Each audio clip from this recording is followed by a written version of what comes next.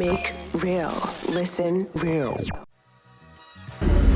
Welcome to the Millennials Corner, where most of us are lost in a trance.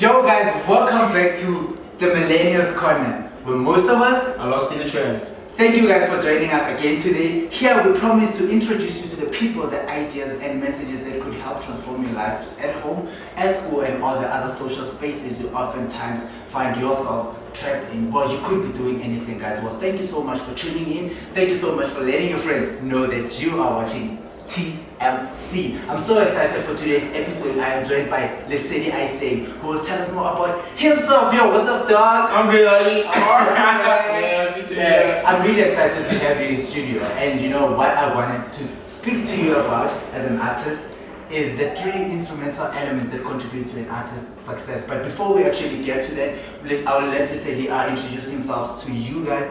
And hopefully they like you, man. Okay, they're watching. Let's Okay, I'm Lesedi Isay, as you introduced me, aka Torrent. I'm an artist, illustrator, and actually a graphic designer here at Muzi, but not that old. You know what I'm talking about. Yeah, but like, I'm happy to be here, and yeah, it's nice to be here at TMZ. Yeah, man, it's super exciting. Like, you know, we promised to introduce you to the people, and Lesedi is doing the things. Lesedi is an artist, which is why we are speaking about art and how artists can possibly brand themselves for corporates. And those elements actually include why you create, how you create, and who you create for. So on this session, Lesedi will take us through all those elements and how he maneuvers to make sure that his art goes to the people, to the relevant people, and for the right reasons. Yeah, what do you think about that, man? Yeah, super excited. Super. I'm just waiting for you to ask me some questions. Yeah, man, bro. I think that.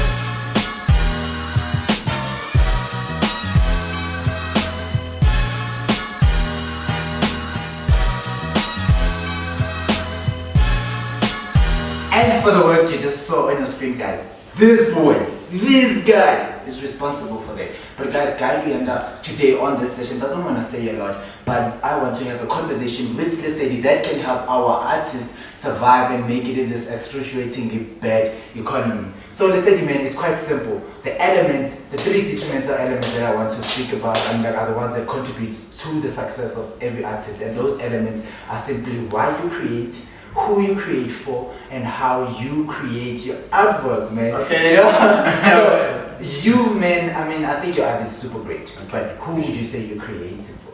Okay. What I say I create for, to be honest, who I create for is just that thing of who do I create for? It's just that question, who do I create for? Because when I put things out there, they're just mostly based on how I feel, and what I put out there is mostly based on my emotions, and what I create is just whoever can relate to it, is who I create for. I feel you get it, and whoever feels the art and the artwork, just whoever just is attracted to it, dog. It's just that's my creation for you. You get it. It's just whoever feels it, whoever wants to be a part of it, can be.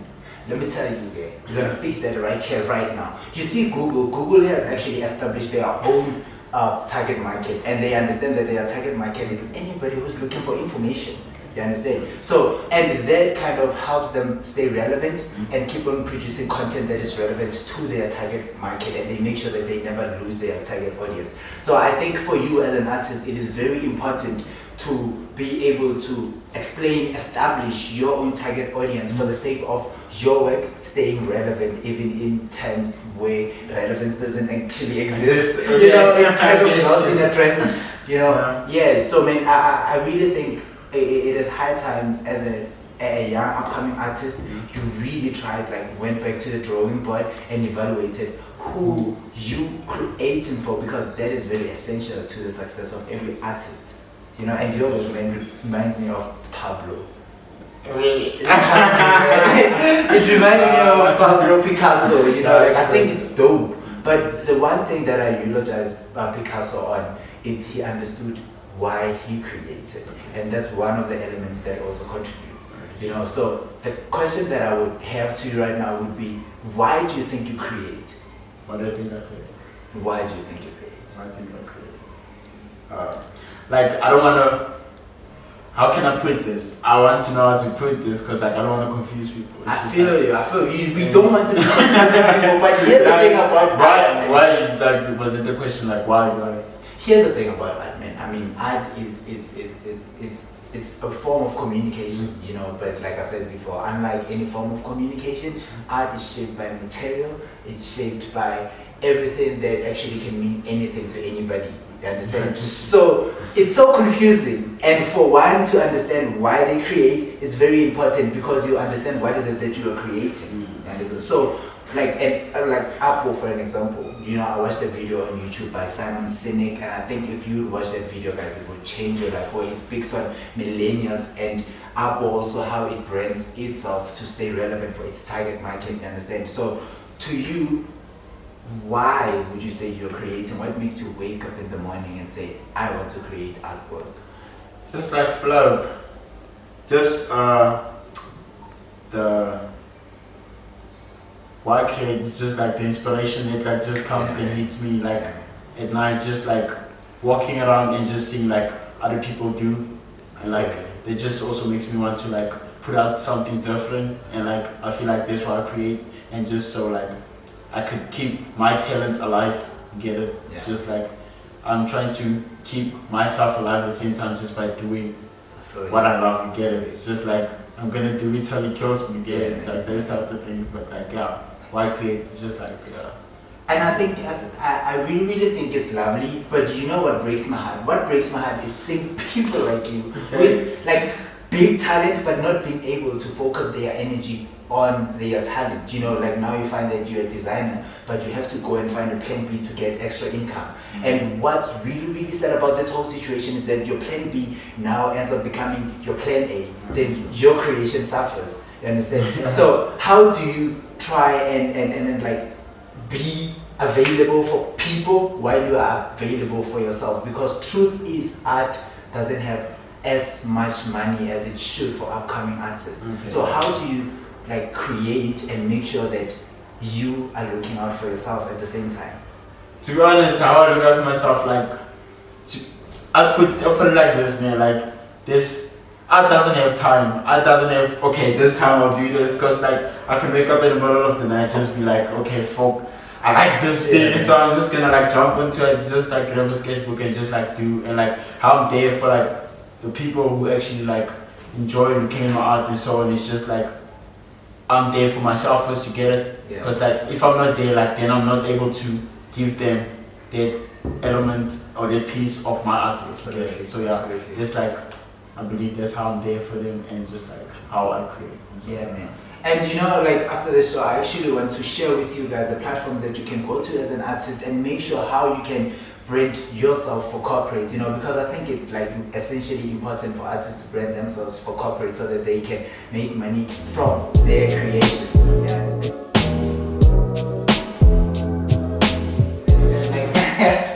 Like this conversation is very exciting with you, you know, like because as an upcoming young artist, I think learning from you as you learn from me and from obviously all the other things our viewers at home will have to say it's really incredible, man. And you chilling here with me having as like this conversation. Absolutely. So you know, like every artist has got their own aesthetic. You know, they've got a particular way of creating. You know, same goes to me. Like I've got my own aesthetic, which is like I understand that when I create, I need to be in this kind of state of mind, and my style always remains the same because when I'm in that kind of state, I mean, like when I'm in that state of mind, I know that's my time to create. So, how would you say you execute your artwork to remain the same, to keep the same aesthetic? To keep the same aesthetic, with my art, what I do most of the time is just like I sometimes write poetry, and like when I'm writing or just like when I'm taking out my emotions. It's just like that comes up, and how I keep that my art going with the aesthetic I'm trying to go with, like just how it keeps its tradition and culture. It's just like I mix the poetry and then I put it in the art together. Absolutely. And then it just tells a story all by itself. It's just like it's also like for people also like solving puzzles, just like solving. You get it's just like when you look at my art, you just need to like read it in between and just like break it down like type of thing. So that's I believe that's how I keep my aesthetic and just like how I keep my art to one type of flow. And just like to know that this is me. So you know. And it's so beautiful because as you speak, I'm kind of getting a hold of how you create, and I think it's very inspiring. You understand? So, you know, like you as an artist, I think it's very important for you to like listen to this conversation and reflect on how you actually tackle your own work, on how you execute your own work, on who your work is blueprinted for. You understand? I think those elements are really important for artists to make it.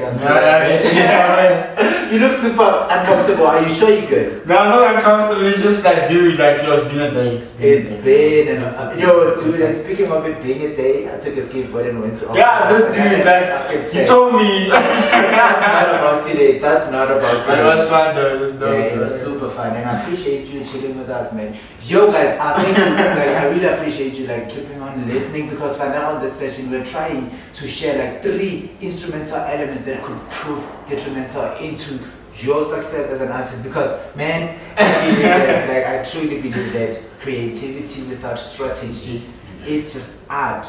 You understand? And that contributes to why a lot of artists starve. Okay.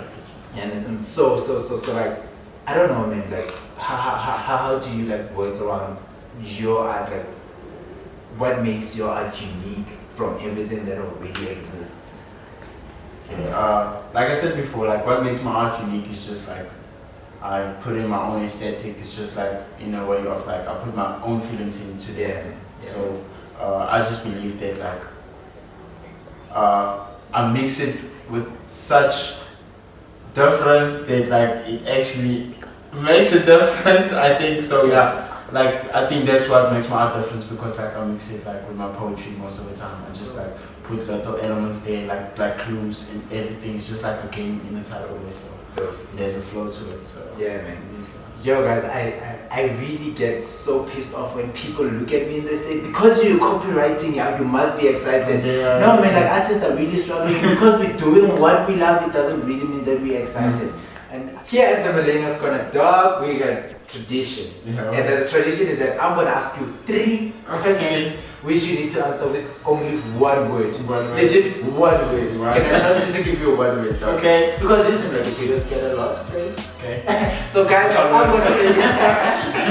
gonna play you a video by Toby Chukubemwe, where he tells us about his mom's reaction when he told her that he was going to be an artist, a rapper. I mean, to be more precise. Listen, this is monumental for me because I'm a Nigerian. I know a lot of y'all thought I was regular black. But if you know anything about Nigerian parents, they feel like their kids, if they haven't done one of 3 things, then they've wasted completely their entire life. And that's a doctor, a lawyer, or an engineer. So you can only imagine what it was like when I went and told my mom, hey, mommy, I want to be a rapper. Her initial reaction to that was, Tubby, why are you such a parasite to my life? Tubby, why do you love poverty so much? Tubby, why do you want to kill me? In one way, dog, how would you describe your mom's reaction when you told her that you're going to be a designer at music? Happy. Amazing. That's happy. So here's the thing, and I like that you're speaking of happy, because there were moments when I was really, really sad. Like art got me really, really sad. Like I was paid on my first ever paying gig as a copywriter. I was paid with a Big Mac. Happy Meal. Happy Meal. I remember that story. Yeah, man. I think that was like kind of work. So, what would you say was the workest reward you've ever gotten for your artwork? You know, the workest reward. To be honest, like I haven't experienced that yet because, like, for me, like, one word. Missing us, man. One word. One word. Yeah. Okay, the work is reward. so it's just like one word that I need to Yeah. say. The work is reward. The work is reward. But you said 2 words. Happy meal. Okay.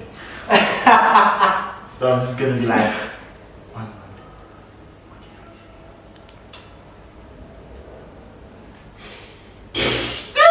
That is difficult, dude. Okay. You got all day, man. But like, yo, to be honest, one word. One word. One word, man. Work is the reward if ever got it. Work is the reward. I'm just gonna put those two together. I'm gonna put that dash that makes them together. Yeah, Non-appreciative. Non-appreciation. Shit, man. Yeah, non-appreciation. That's even worse. Nah, bro, let me say it. That's even worse than exposure. Niggas get exposure for their work, guys. Like, I think that's work. It's high time that artists are valued and are paid to their worth, man. You know, because we guys are really struggling. We want the money. We want the money, man. Don't you want the money? Because I want the money. Recognition and the money, dog. I I want 2 things. Recognition and the money. Dude, like, speak it into existence. Third and final question, man. Okay. You know, like everybody has got their particular idea about millennials. You know, some say millennials are time-ticking bombs. Some associate millennials with people who actually don't understand and don't really know what is it that they want. So, in one word, how would you describe millennials? In one word. In one word. Free. Yeah, man, I guess we're free. Yo, guys, thank you so much for watching the Millennials Corner. We appreciate you and make sure that you let your friends know that you are watching TMC. Here, we are free. Unfortunately, guys, we'd like to remind everyone that time has come for us to say, getting into it. Peace out. Peace. That's all there is.